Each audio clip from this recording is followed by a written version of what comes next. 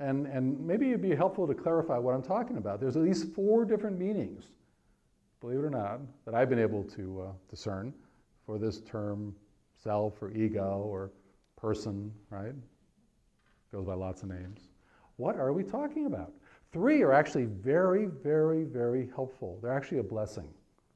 They're absolutely a blessing. 1 isn't. So the ego, we can understand it, and it is of service in these ways. It's a reference point in the universe, you could say. Some people would say for duality. To be outside the oneness of reality, and we call that duality. Subject-object, being in these bodies on this plane, this world, right, this empirical world. And we wouldn't be even having this conversation if we didn't have that, did we? We couldn't do that. We'd be out there as a part of the ether, or the universe, or the energy, or light, or whatever it is. But we've been blessed with this human experience. Isn't that lovely? So there is a contribution. It's a reference point, duality, right? That's a contribution, very valuable actually. And it's also valuable to consider it. It brings a whole host as a tool. Okay, here's a second meaning. As a tool, it can be extremely helpful because it gives you all sorts of intelligences and skills and abilities to not only survive, but to even thrive and make your way in the world. Well, that's extremely valuable, isn't it? So the ego is a tool, and this is, you can call it rationality, you can draw upon intuition, you can draw upon anything, okay? All those intelligences could be mechanical, could be musical, could be rational, verbal, 3-dimensional, emotional, interpersonal.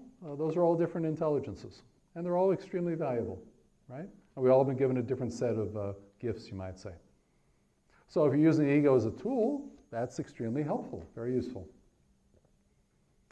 And in a third sense, it's also been used as a developmental stage. When you're about 2, 2.5, about age 20 months to about 26 months, roughly 2, 2.5. You become this little person, don't you? Favorite word is mine. Everything's I, me, mine. Favorite word is no, another one, right? The terrible twos are sometimes called, right? But you really become this little person. And you have your will, and you want this and you don't want that, and it's tough on the parents. It's really, really tough on the parents. But it's a very necessary stage, and if you don't get to age 2 and the birth of the ego, that's called narcissism or borderline personality disorder, and I don't recommend that. That comes out of early traumas, and it's really kind of ironic. It's called self-disorders because there's no self. You didn't get to a point of building a self. It doesn't mean you can't later, it's just very challenging. So most of us did get an ego, and that was an important developmental stage or marker or milestone, you might say. And that's great. And then we believed that we were that, didn't we? We believed we were that little person, the story of me. You want to be a great conversationalist? Get somebody talking about themselves. I'm not joking. And show interest and nod and smile occasionally. You're going to be known as an incredible conversationalist and a great friend, and people are going to love you. Love you. Can't get enough of you. Because you're bearing everything they want to say about themselves. And showing interest to boot, not even being critical. They love you. Can't get enough of it. But of course, that's all just a story, isn't it?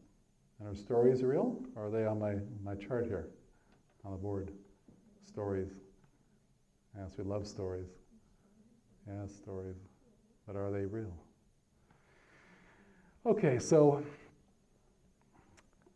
around some as early as middle-late adolescence, with some sages, and probably no later than mid-late 20s, generally speaking, the opportunity is to grow beyond that developmental stage, to shed that skin. I mean, snakes know how to shed skin, right? You don't see them wrapping themselves back in the skin they just shed, do you?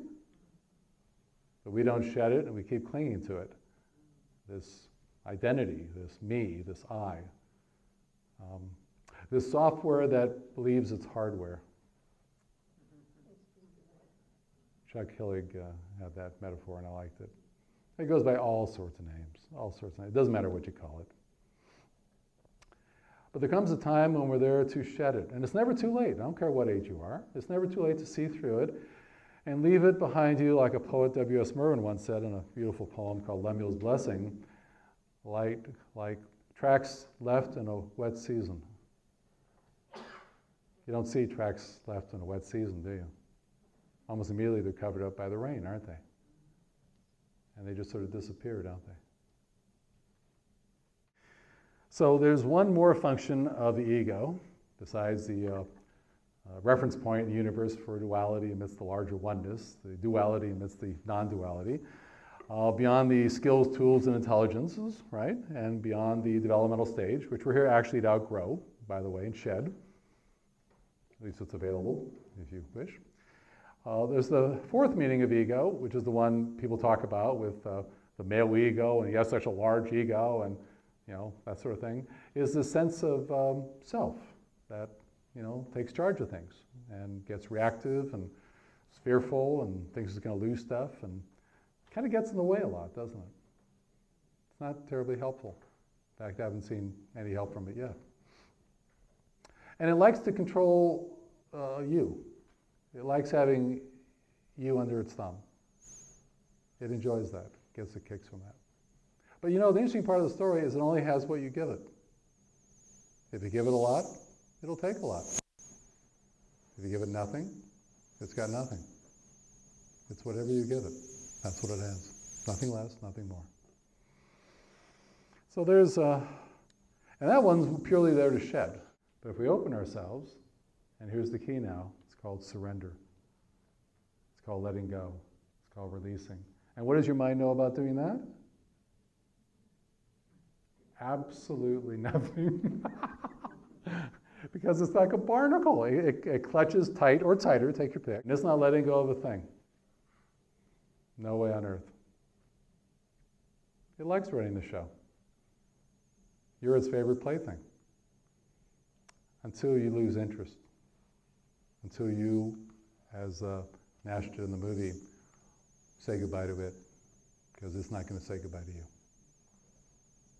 And the beauty is it even real? Does it even exist? You already know the answer to that too. Of course not. How could it? It's just another concept, isn't it? Concepts aren't really just concepts. The deepest irony I've ever come across, because I kind of like irony, if you find a deeper irony in this, y'all let me know, will you, please? The deepest irony I've ever come across in my entire experience on this planet, and I defy anybody to find me something more deeply ironic than this. There's a challenge, another challenge. A non-existent self who's terrorized about its own annihilation and non-existence. If that's not deep irony, you know what? I just don't even know what the word means. Not a clue. Doesn't our mind kind of keep us company? Yes, doesn't our mind keep us company? Yes, and it likes our company. And we think we like its company. That's right. And a beautiful way to think of the ego, by the way, is what we think we are. What we think we are. It's not a direct experience of life. It goes through this thought, goes through these lenses.